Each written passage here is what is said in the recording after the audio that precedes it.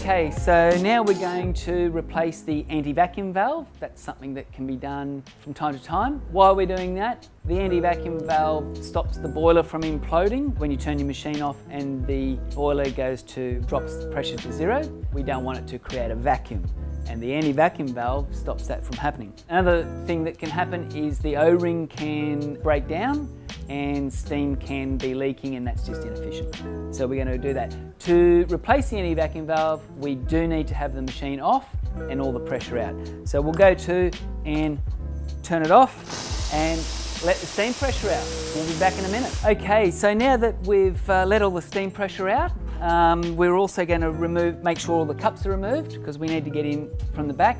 The anti-vacuum valve lives on top of the boiler. After we've taken all the cups off, remove the cover that just lifts off like so, and then we want to locate our anti-vacuum valve. In some models it's ported away like that one, so we're just going to get that and take the top cap off.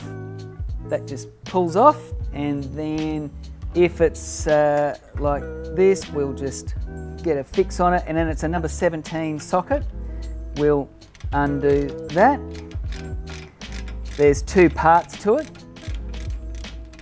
so I'm going to make sure both parts come out. Remember, it's hot, the boiler's hot, it's hot, so then we pull that out like so. Okay, so we've got the replacement, and we simply use the Teflon gasket there. We can use Teflon tape or the Teflon gasket and screw that back in. We just need to nip that up.